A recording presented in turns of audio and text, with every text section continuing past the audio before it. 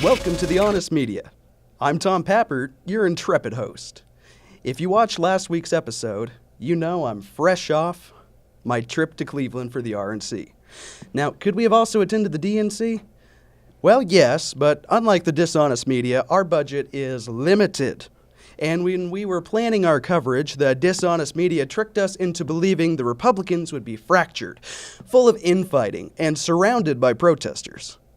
The Democratic convention, on the other hand, well, it was supposed to be a snooze fest, a boring coronation of crooked Hillary Clinton. And, as is often the case with the Dishonest Media, it turns out they were 100% wrong. Again! The Democrats are fractured, plagued by infighting, and so afraid of protesters, they're erecting a massive wall around the convention center. The Republicans? Fun, safe, minimal infighting. If it weren't for the music and the star power, it would have been a real snooze fest. Who knew the Dishonest Media would get it wrong again? You know, now my new operating procedure is to believe the exact opposite of whatever the Dishonest Media reports. And I'm not just firing blind here. I have good reason to believe they're consistently reporting the opposite of the truth. A little over a year ago, the Dishonest Media reported Trump had a 1% chance of securing the Republican nomination. Well, I watched him become the nominee for my seat at the Cleveland Q. The Dishonest Media said 72% of Great Britain was going to vote Remain, and the proponents of the Brexit were living in a fantasy. Well, Britain is now looking at a bright, independent future. The Dishonest Media said Black Lives Matter and the new Black Panthers were gathering 10,000 or more protesters to send to the RNC. I counted 7.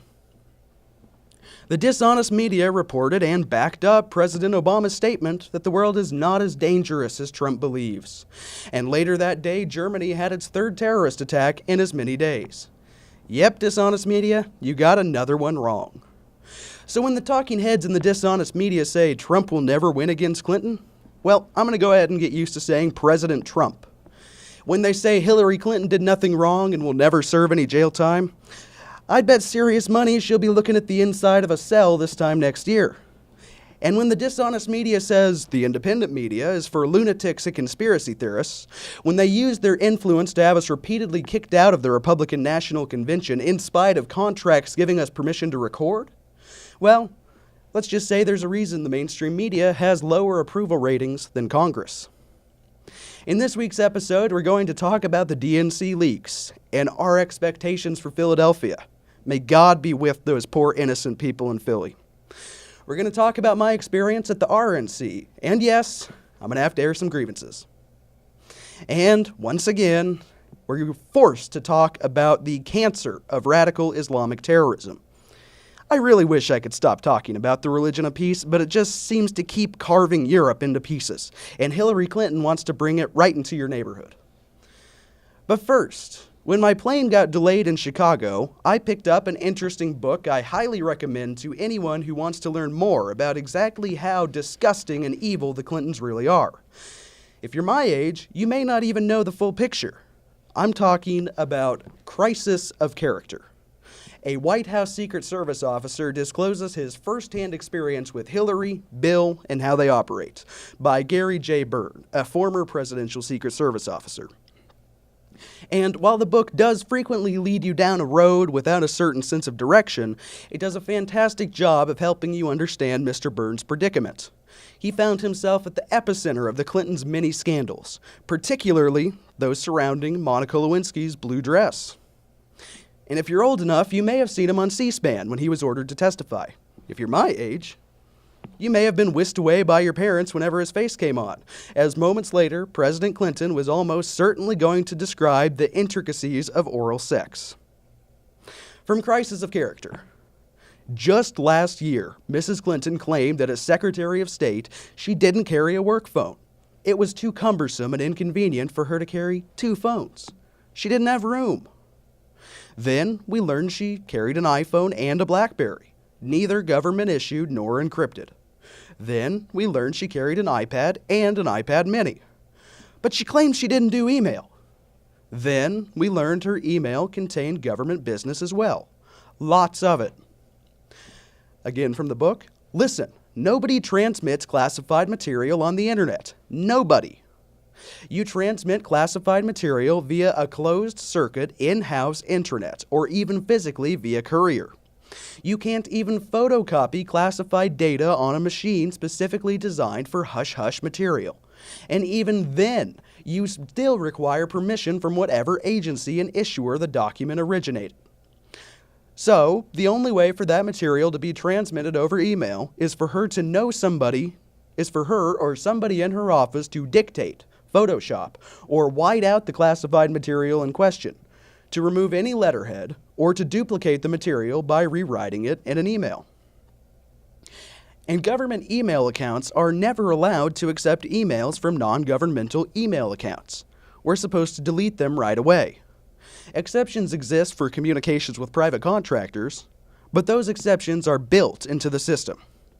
Byrne writes, I repeat, to duplicate classified material without permission or to send it over an unsecured channel is completely illegal.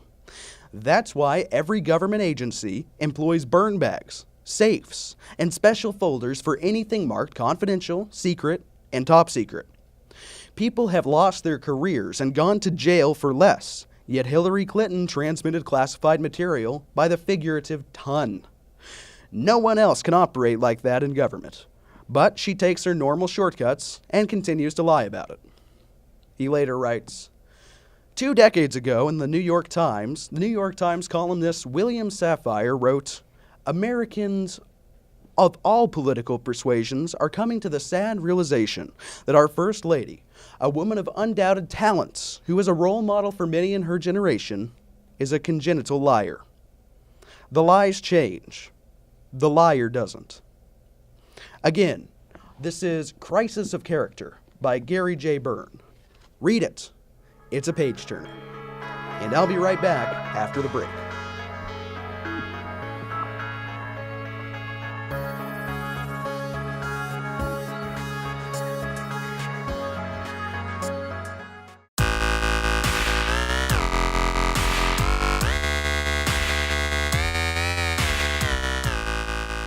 Welcome back to The Honest Media. I'm Tom Pappert. Another day, another radical Islamic terrorist attack. Another day full of lies and deceit by the media. His middle name's Ali? Well, let's not report that. He shouted Allahu Akbar. Yeah, we better edit that out of the story. I'm sick and tired of hearing about this poor, oppressed religion of peace. Here's the real story. Germany, France, and all of Europe are in a state of war, and they're too daft to look at the facts.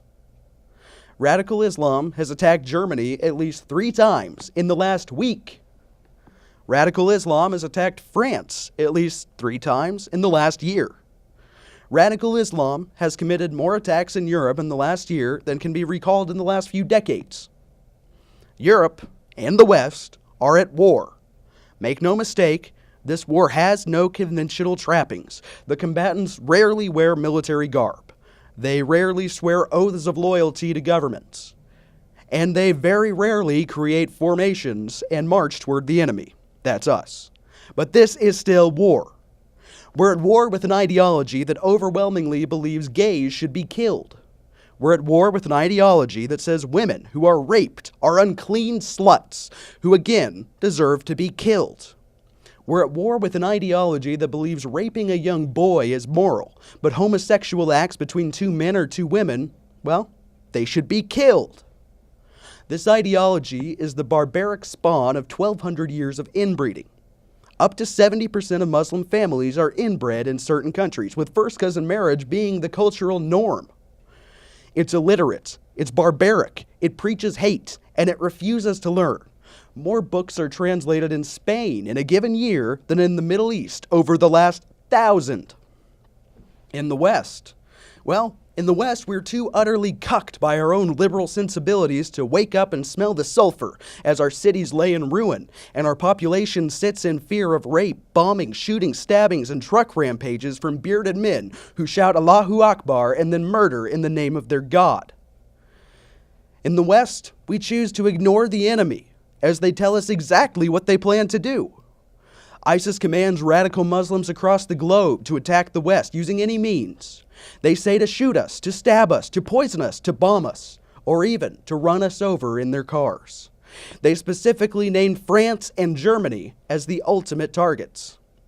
And every single damn day we wake up to the media and our elected leaders, the sellouts who allow the body counts to pile up, to lie to us. They tell us the world is safe. They say Muslims built the fabric of our culture. They tell us, by telling the truth about Islam, we may incite more Muslims to violence. Yes, they say non-radicalized Muslims may become radical with a few words. This is worse than Chamberlain placating the Nazis, because we didn't have Nazis living next door. This is worse than the communists infiltrating our government, because we have no McCarthy telling the truth. There is no legitimate fear. And until January of next year, we have very little hope of anything changing for the better. If Trump wins, we may finally have a sensible policy towards the religion of peace that leaves so many innocents torn asunder. Our only hope, our only defense at this point in time is to take our lives into our own hands. Arm yourself, protect your family, use your Second Amendment while you still have it. And if you're in Europe, well, consider the true expense of violating your government's anti-freedom gun laws. Here's the secret. Muslims have guns. Every single time someone gets the gumption to raid a mosque, they uncover automatic rifles, concealable weapons, and bombs. They don't care. They're armed to the teeth. And you are defenseless. Your government can't help you. No government can help you. It's time to protect yourself. Next time a shooter goes on a rampage, remember, the only thing that stops a bad guy with a gun is a good guy with a gun. Take care of yourself and stay safe. These attacks are only increasing in frequency and severity, and anyone with eyes can see it's going to get much, much worse before it gets better.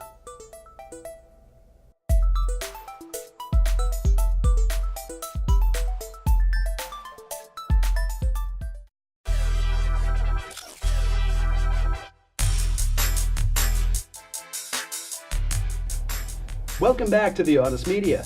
I'm Tom Pappard here with Craig Chrysler, and we're going to delve right in to the WikiLeaks, the DNC Leaks. Yes, this is amazing. Right on time. Right on time. You know, whether it's Putin, whether it's Julian Assange, I don't care who it is, they're a saint in my book. Yeah. My shrine to Putin is almost complete. I think this needs to go in there somewhere. Well, years ago it said it's going to take Putin to save America, and he's doing it right now. Who would have thought, and you know, the Republicans really, that's what the disgusting thing is the conservatives on the right, they're not talking about this. All they're doing is virtue signaling about, oh, bad Russia, Red Dawn, bad Russia. Yeah. Like, what is the deal? To me, that's how you can tell the phonies who are either like controlled opposition or something similar from the real people on the right. Because anybody who is not talking about this, screw them. They're fake. They're not in the game anymore. Yeah. Well, I'll tell you what, the Bernie supporters are sure pissed about it. They definitely are. They were yelling, lock her up, just like at the Trump speech.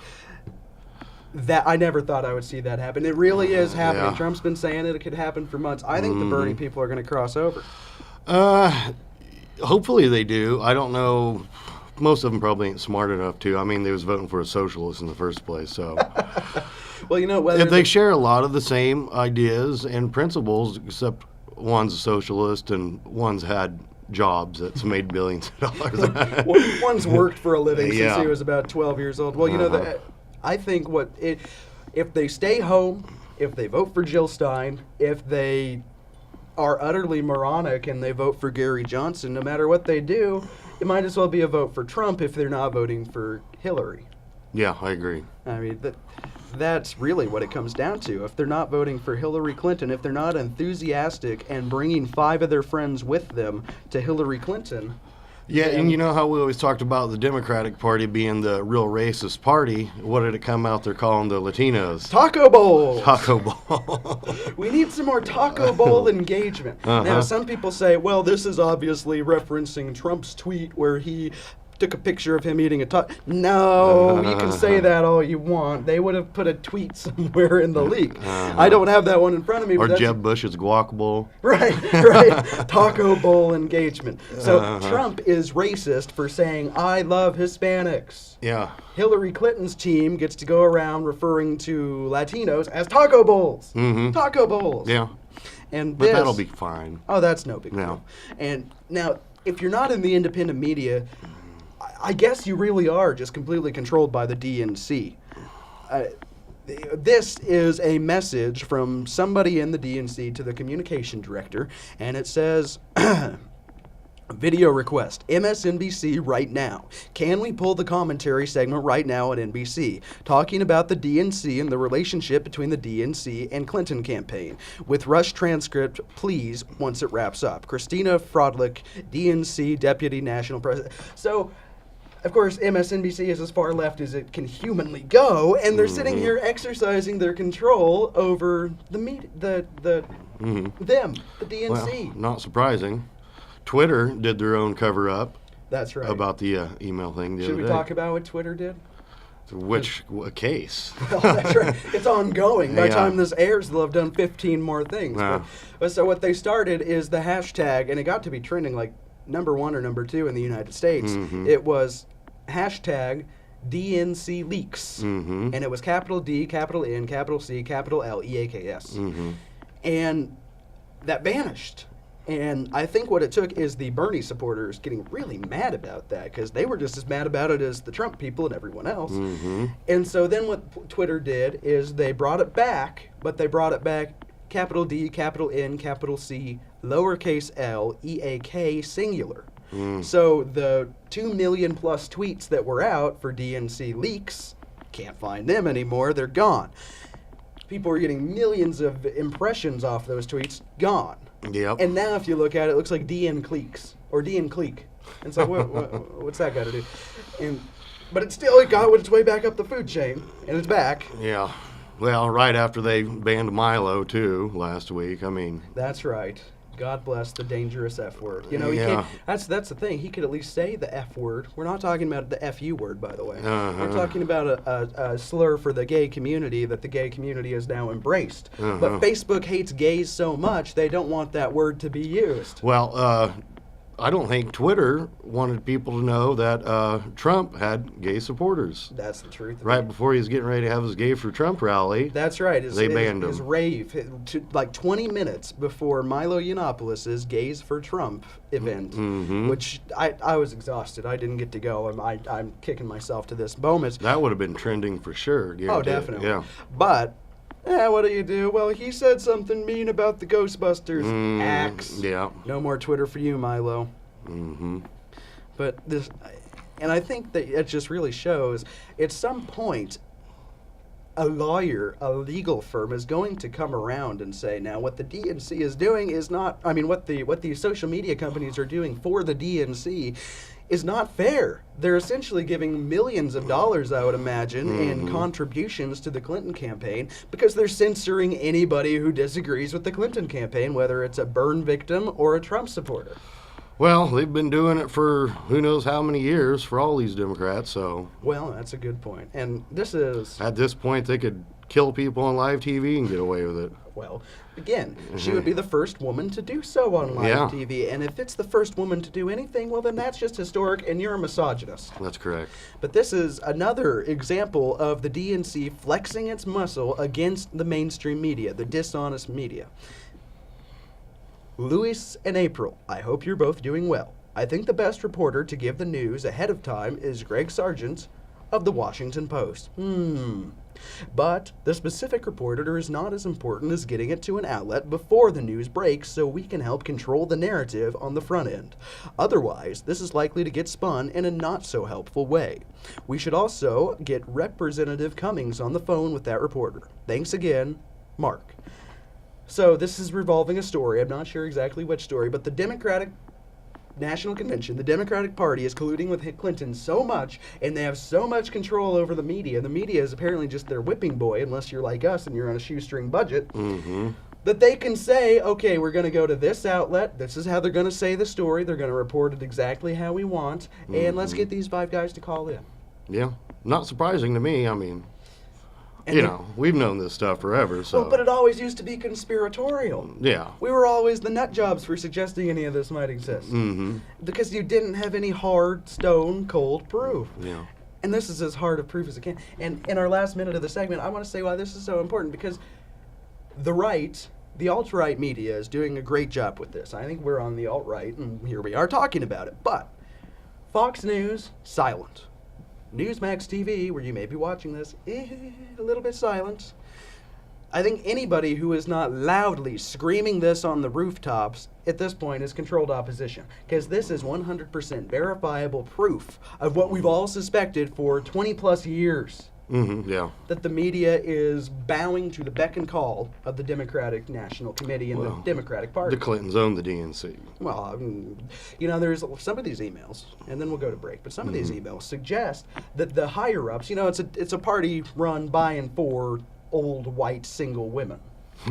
And old white single women are at the top of the DNC. True. And there's been numerous of these that say, well, Hillary's the first woman, and that's going to be a great ticket. Hillary's the first woman, and that's going to be a great ticket. So it's like, is it affirmative action? Is it sexism against men that's propelling Hillary to the top instead of Bernie or anyone else? I'd say yes. I would say that this is definitely... That's really the only reason to vote for her.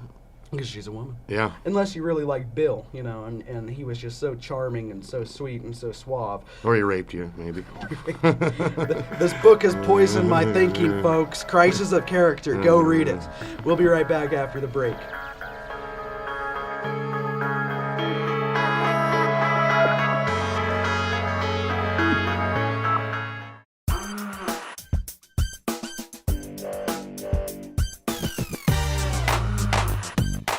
Welcome back to The Honest Media. I'm Tom Papper, here with Craig Chrysler, and we are delving deep into the WikiLeaks. And this is just a couple, I want to read a few of these. I mean, it's too long. I'd be going for the next 20 minutes. I just want to read a few of the headlines from WikiLeaks about what these emails are about. DNC member killing horses for insurance money. DNC making fun of a black woman's name. DNC members telling each other, no homo, bro, but I love you. DNC requesting a pull of an MSNBC commentary segment. We covered that. DNC controlling the narrative with time-release stories. We covered that. DNC conspiring to create false Trump information and release with Reuters. This is Reuters, one of the major press agencies in the world. Mm-hmm. Not surprising. And they're under the beck and call of the DNC. DNC Hillary supporters infiltrated the Sanders campaign and talk about it to each other over unsecured email. Morons. Super PAC paying young voters to push back online Sanders supporters. Basically, what we're talking about here are paid shills for the Clinton campaign who get a check to go correct the record and say, well, Bernie this, Bernie that. Hillary's done no wrong. Mm-hmm.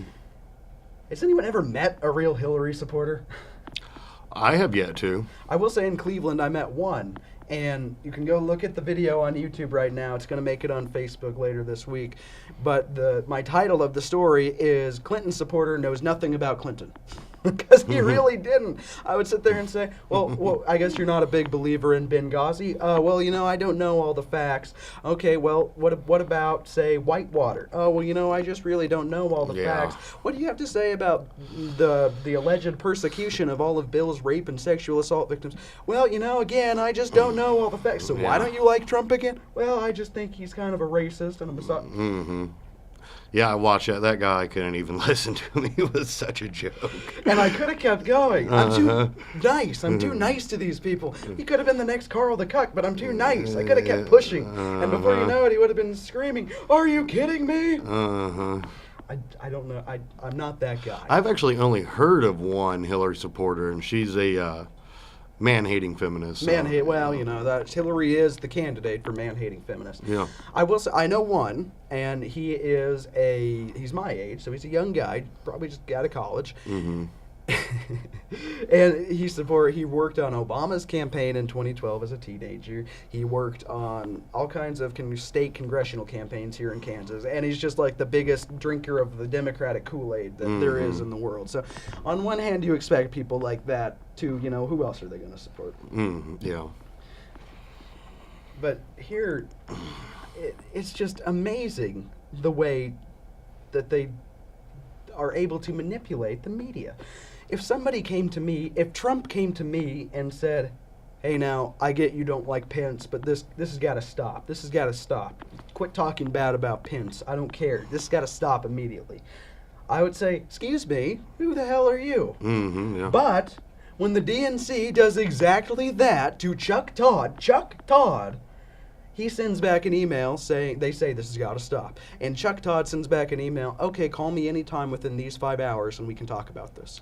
I'm sitting here thinking, I'm just a low-level independent guy with a Facebook page, a Twitter feed, and a camera and a slot on a local TV station.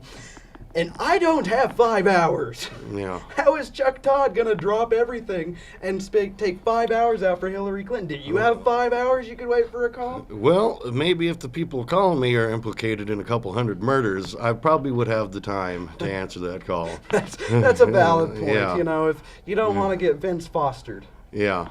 This guy in the book, Crisis of Character, this is top of my mind. I can't get over some of the depraved things I read. The Caligula-esque. I think Caligula would at some point have been like, dude, Bill, slow it down, buddy. At one point, the guards, his fellow UDs is what they call them, uniformed Secret Service personnel, they would joke, yeah, Byrne over here is going to get the Vince Foster treatment. Or they would say stuff like that. Oh, they would joke he's going to go protect the park where Vince Foster was found. And at one point he said, if Foster committed suicide, he knows exactly how he felt and why, because the Clinton machine was just crushing him. Oh, yeah. Get to the point where he slept 2 hours over 3 weeks. Yeah, I could imagine. You have a point there. Maybe if Trump had a mysterious death list over a mile long, stretching in his wake, yeah, Mr. Trump, I'll listen to you. What do you have to say? Yeah. What can I do for you? What can I do for you? Bend over? Okay. Yeah. Yeah, I mean, these people are just disgustingly gross criminals, the Clintons. Well, they're so obvious about it, too. It's anybody who remembers, again, I don't, I'm too young, you probably know a little bit of it, I've only seen it on YouTube, but anybody who remembers the Bill Clinton escapades from the 90s, it's like, what does the planet Earth have collective amnesia? He lied, he got impeached by, the House? Turning women into humidors. That's right. His personal cigar humid, his personal humidor. That was Monica's job. Yeah. And I mean, having sexual relations, which he again said, well, I didn't know that's what sexual relations meant. With a woman in the Oval Office while you're on the phone with ambassadors and world leaders. He admitted to that. Yeah. He admitted to doing it. So any bimbo can get in the Oval Office. So long as she's, Well, it's been said that he, how do I put it, experienced several women a day throughout his entire career. Well, that's how it all blew up. I mean, for people who don't know, the whole reason when this started was Monica Lewinsky went in to see the president, and the Secret Service stopped her and said, no, you can't get in right now. He's with another piece of he's busy right now. And according to this book, Crisis of Character, she starts blowing up. What do you mean? Why would he want something else when he's got all this? And that's when she got Sticking mad. cigars in her. I mean, my God. And that's when that's when she got mad, and she ended up giving the blue dress to her friend, and the friend already hated the friend who ended up dead, by the way, who was mysteriously executed, execution style, in a cafe. Tends to happen. Tends to happen if you cross the Clintons. Yeah. If we get a bigger audience, I might be a little bit worried about our lives. Yeah. I'll have to be careful in the gym. Barbell might drop on my neck. That's right. neck. Might just drop on your neck and you just never be heard from again. That's right. Day before the man testified. Jesus. There's really not even words to describe these people. How anybody would vote traitors for... Is it? The people who are voting for them. No, the Clintons themselves. Traitors. I like traitors. I think traitors is a good word. That doesn't even cut it. Dirty, lying, scheming traitors. Yeah, they go above and beyond every measure of all words. It's Caligula-esque. That's my new favorite thing to call him, because I think that Caligula, the Roman emperor who was deposed and watched and sat and drank as he watched Rome burn, I think he would have gone to Bill and been like, dude, cool it just a little bit, man. How are you running an empire with this much Imagine if Bill was alive back then. What would have been going on? See, back then, I don't think he could have manipulated people as easy. I think half the reason I think this is half the reason Hillary's doing so good, is she rolls Bill out of his coffin and gives him some of the right combination of drugs, and all of a sudden he's back into being the dreamy, suave person he used to be. Yeah. It's unbelievable.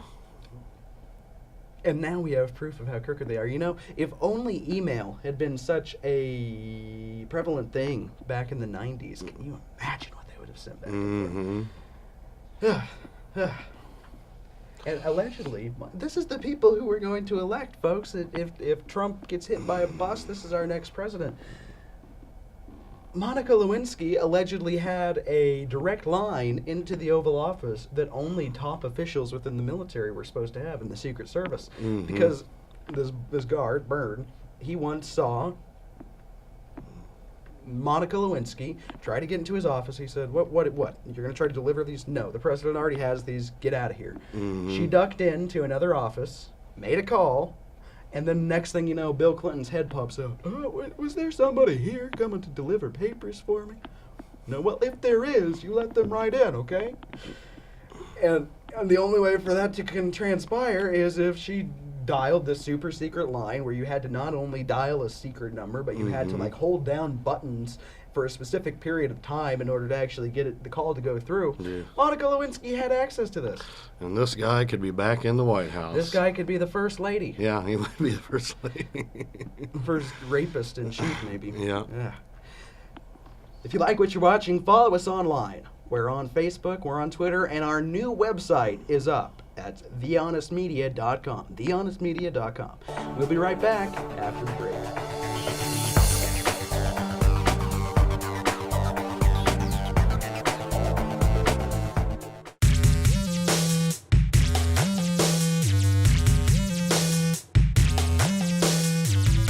Welcome back to The Honest Media. I'm Tom Pappert, here with Fred Chrysler. We're talking about the DNC leaks. For a second, let's talk about day one of the DNC, because we're filming this live to tape. Lots could happen between now and when this airs.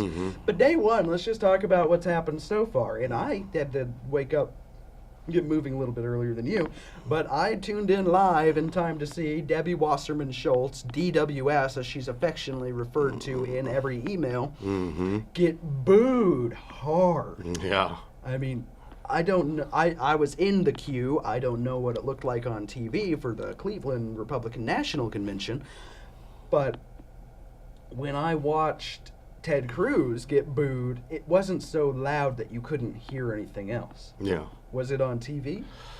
Pretty much. You could hear a few morons cheering for her, but I'd say 90% of the people in there were booing her.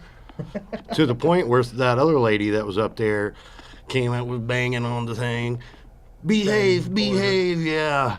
So they're treating people like children in there. Was it Nevada where it turned into a total horrifying show of Bernie supporters throwing chairs and screaming? It's that on steroids, it sounds like. On steroids.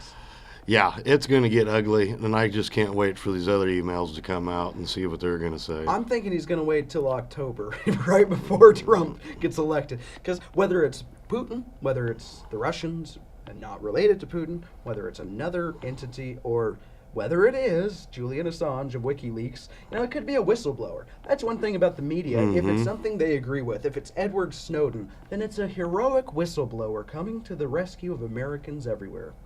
If it's something they disagree with, then it's a hack. The Russians did it. The evil Russians. Yeah, it could be someone inside her campaign. Well, I've been saying for months that Hillary's social media team hates her.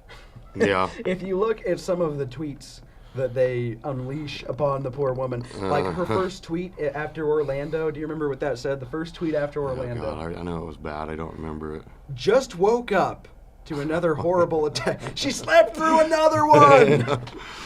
And that one she put out, was it yesterday, where Trump got her on again? I can't remember exactly what she said, but he said, "Ask Bill." You know what I'm talking about? I might have missed that. I mean, it's just so... She said something about, you shouldn't, how's it feel to put your stuff where it doesn't belong at Donald Trump? He said, "Ask Bill." In 2011, somebody tweeted at the Donald and said, "You're the best online internet troll." And he actually tweeted back and said, "Thank you, that's a great honor." Yeah. But even look at the email that the Democrats and the liberals think is, or the tweet, I should say, that they think is just so cute and so perfect when she tweeted Trump, "Delete your account." And he just immediately tweeted back, "How long did it take your how long did it take your 700 employees to come up with that? And where are the 33,000 emails you deleted?" Like, how can... So I'm convinced that, yes, it probably is a leak from her own campaign, because they have to hate her at this point. Well, according to that book and testimonies of many others, she treats all of her employees like trash. She takes her anger out directly on the nearest person, is what this guy says. Yeah. And it happened to him numerous times. Whereas Bill... She even beat old Bill up a few times. Oh, that's one of the first stories told in Crisis of Character, is they hear yelling, screaming, fighting, and then Bill comes out and he's got a big old shiner on his eye. Yeah. She likes to say Trump doesn't have the temperament, and she's an absolute raving lunatic. But she has no temperament. And the profanity. You would not expect the First Lady of the United States of America to swear as much as she is alleged to swear. And, you can say this is all just a hit piece, and it's fake, and it's not real. But where's the one on Trump? Where's the Trump hit piece? He's 70 years old. He's been in business since he was essentially 15. Where are the hit pieces? Where's the stories of him treating his people bad? Well, there's one story within the DNC leak of somebody put an ad on Craigslist saying, "Come work at the Trump organization. You got to be okay with me feeling you under the table," and stuff. So it's so non-existent, the anti-Trump stuff, and you can't gain any weight and stuff like that. And the stuff against Trump is so non-existent. They just have to fabricate it. Yeah, blatantly. they're making it up, yeah. And it was so badly written. I actually looked at it. I should have printed that one off so I could read from it. But it was just so badly written. It didn't sound like Trump. It didn't sound like a real human being wrote it. It was obviously some 22-year-old DNC intern who come work so we can fill you up under the table. Right. Yeah. That's why you must be okay with getting groped. And who is going to write that? I need to on put an Craigslist? ad out like that. Yeah. See, we're looking for an intern. Must wear blue dress. Yeah. We'll leave it at that. Oh, God. Apply at thehonestmedia.com. No, But it's amazing what they think they can get away with. Yeah. And whenever somebody writes a book, it's a vast right-wing conspiracy. It's lies made by my opposition. I think it's really wearing thin. I think it's people like our viewers, not even necessarily us. All we are people spitting the message out, forming it in our own tongue, and spitting it back out for the people to watch. Because anybody watching the show, the 1,000+ people we have on Facebook, the hundreds of people we're going to soon have on Twitter, they're the ones making the difference here. Yeah. Well, yeah, it comes down to the voters, even though the DNC will rig it at every chance they get. If Trump doesn't win by, I'd say 30-40%, they'll probably screw him out of the whole deal somehow. What I was told, and I'm going to have this professional, she's a statistician at Wichita State University. What I've been told, and she's going to be a guest on this show, I just need to get her on. I was waiting till a little bit closer to November, because exactly what you said. She says that according to all available evidence, they can rig individual voting booths. Oh, yeah. They can rig individual machines. But in no instance has the rigging ever been more than 15 to 20%, because at that point it becomes not just, hey, maybe this evidence is pointing in a certain way, but it becomes so obvious that it can't be denied. Well, the guy who designed the software for the voting machines testified in front of Congress several years ago that it is highly riggable. Well, of course it is. I mean, and I think it was designed that way allegedly, on purpose. the Democrats say this, and who's to say it's not true at this point? We know how they operate. We know how they operate now. We've seen the DNC leak. But a Democrat, the anti-Trump Freedom Fairy, you can watch her video on YouTube. I already seen her showing up at the DNC one. Oh, good. Yeah. Good for her. I meant to ask her if she was going to Philly. And so it's a Democrat line. It's a Democrat line that this happens. It was allegedly done by a establishment Republican supporting individual, all these voting machines. And so we all know the establishment has only two sides of one coin, whether it's Democrat or Republican. Mm-hmm. They're going to rig it for whoever their guy is. Yeah. And if it's a coin toss, well, then maybe it's not so important. Yeah. But when we come back, we're going to get right back into it. I think we're going to have to talk about Hillary Clinton's appointment to Vice President Tim Kaine and his disgustingly deep relations with Islam. We'll be right back after the break. This is The Honest Media.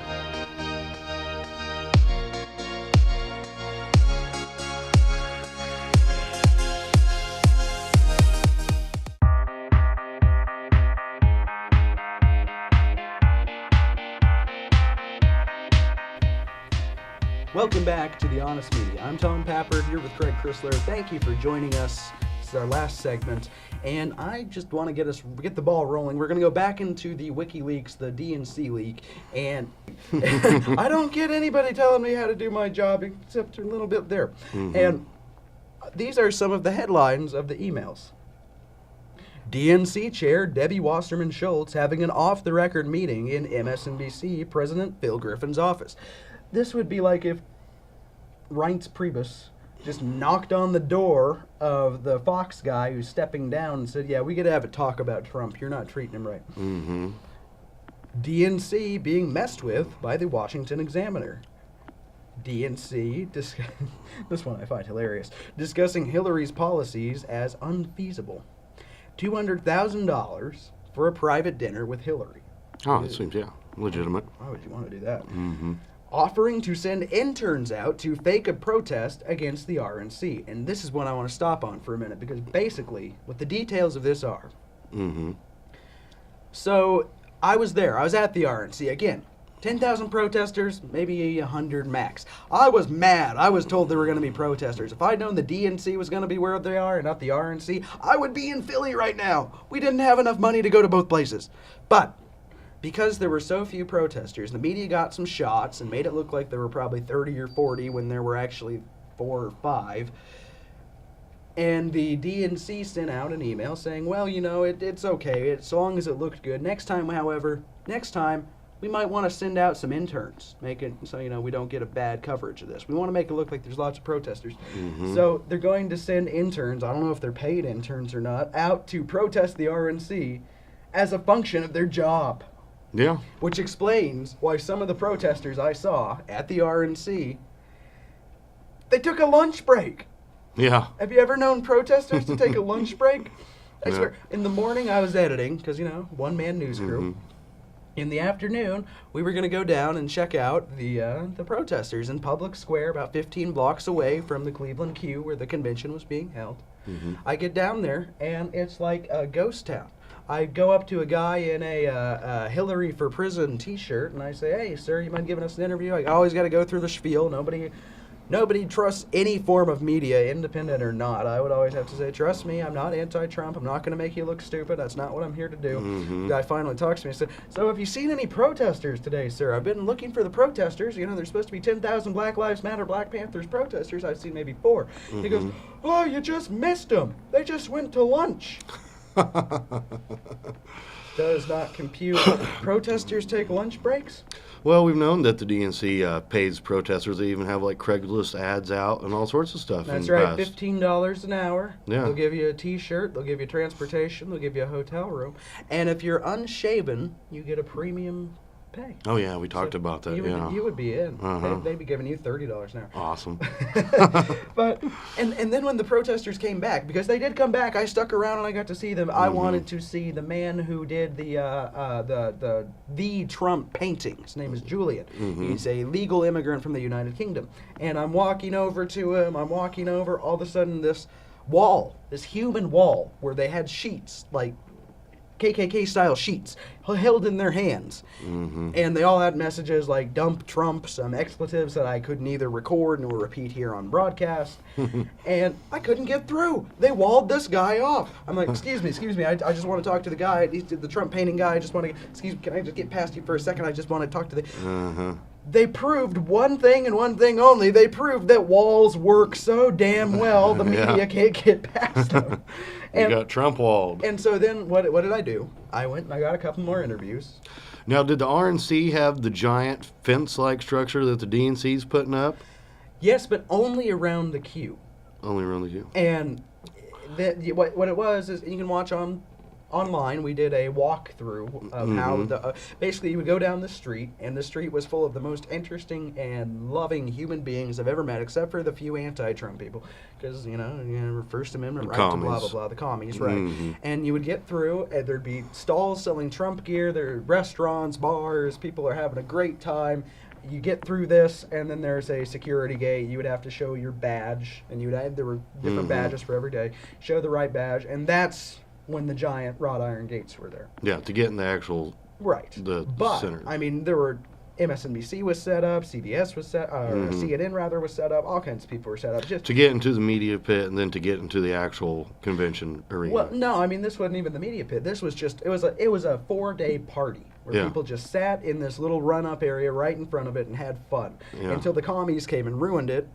Which happened. But the DNC has this giant fence that's stretching... I think 8 miles. No, 4 miles. 8 feet high. Yeah. And I could say the RNC did not have that kind of over-the-top, insane security. It was not...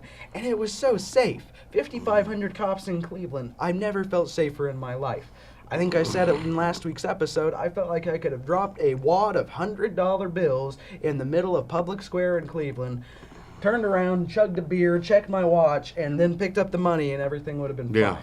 So unbelievably safe. But these Democrats don't believe in walls, so they built one to keep them safe. Built one to keep them safe, erected one to keep me out, and basically what happened to those protesters, the wall of protesters holding sheets. You got Trump walled. I got Trump walled. And they were there for about 10, 15 minutes. I'm doing other interviews with other people, and I look back, and it's... Where'd the protesters go? They were gone. They went on another break or something. I have no idea where they went. Yeah, their union break. They were, well, when you pay Democrats to do anything, they're gonna get unionized. Yeah. But they were seriously gone. And when I look back, and wackadoos, crazy people, they will use anything as an opportunity to get their message out. When I turn back around, the protesters are gone. The Trump painting guy moved so I could actually get to him. And instead of the protesters, there was a guy holding up a sign saying, AIDS is God's punishment for gay people. It's like, where'd the protesters go? We replaced a dozen protesters with one lunatic. What happened? Yeah, he was probably paid by him too. I wouldn't doubt it. That was part of what I was thinking is, are these people here to discredit Republicans? Because I don't know many Republicans who think that. When Trump said he was going to protect the LGBTQ community from a foreign barbaric ideology that wanted to kill them, wants to murder them, the convention center, so much applause. I was up in the nose. What the Democrats don't want to do, they want to bring 500,000 in like Hillary's first year, a 350% increase in basically foreign Islamic terrorists coming into the country. So basically Hillary wants to kill gay people. I think that's a good way to end the show. Yeah. Hillary doesn't want to protect them. Hillary wants to bring in people who want to kill them. Hillary is the anti-LGBT candidate, the pro-Islam candidate, and that's why gay people are waking up. Yep. Well, this has been a good show. I'm Tom Pappert, here with Craig Chrysler. We're The Honest Media. Remember, you can find us online. We're at The Honest Media on Twitter. We are The Honest Media on Facebook. And our brand new website, thehonestmedia.com, is now live. We'll see you next week.